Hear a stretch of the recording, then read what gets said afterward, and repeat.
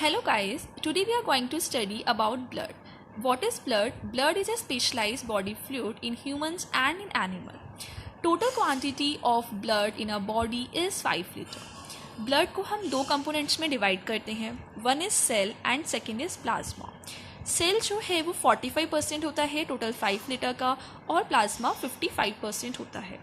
Sales में RBCs, डब्ल्यूबीसीज and platelets होती हैं. And in plasma, we have plasma proteins, sugar, lipid, vitamins, hormones, enzymes, water, antibodies and clotting factor.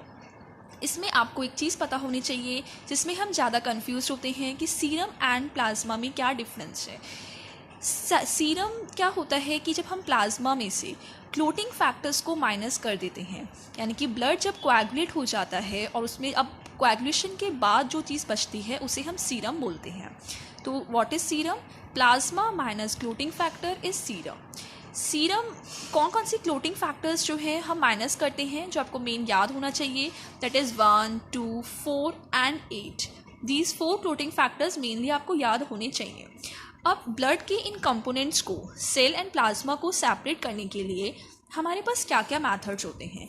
We using the 2 methods जो हम use करते हैं separate करने के लिए सेल एंड प्लाज्मा को, that is Wintrobe's tube and Westergren pipette. Wintrobe's tube और Westergren में डिफरेंस पता होना ज़रूरी है. आपको प्रैक्टिकल में बहुत कन्फ्यूज होते हैं इससे. विंट्रॉप्स ट्यूब जो होती है वो 1 एंड उसका ओपन होता है लाइक दिस.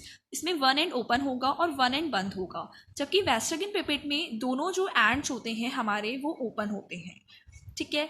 विंट्रॉप्स ट्यूब की जो टोटल लेंथ होती है वो 11 सेंटीमीटर की होती है, जिसको हम 110 mm में भी बोलते हैं. इसका जो इंटरनल बोर होता है वो 2.5 mm होता है. विंट्रॉप्स ट्यूब की 2 मार्किंग्स होती हैं ट्यूब पे, एक बिलो टू अपवर्ड 0 to 10 और एक 0 अबाउ 0 to 10. जो ऊपर 0 से 10 हम यूज़ करते हैं वो हम ESR की रीडिंग के लिए यूज़ करते हैं, और ऊपर 10 से 0 जो होती है दैट इज़ हम PCV यानी कि पैक्सेल वॉल्यूम के लिए यूज़ करते हैं.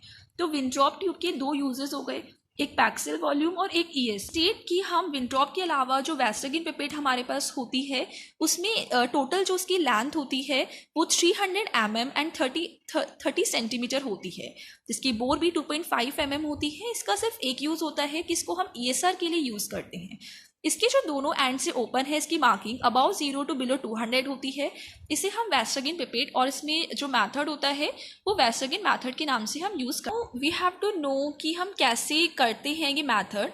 तो हम क्या करते हैं कि सबसे पहले ब्लड को विड्रॉ करते हैं और उसे विंट्रॉप्स ट्यूब में डालते हैं.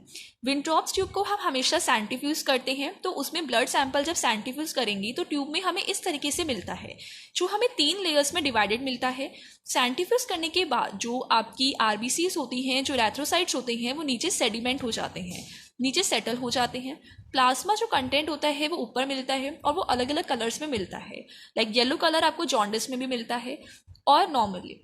इसके बाद बीच में होता है buffy coat. Buffy coat represent करता है जो आरबीसीज और प्लाज्मा के अलावा ब्लड का कंपोनेंट होता है, डब्ल्यूबीसीज एंड प्लेटलेट, जो पूरे ब्लड का 1% तक होता है.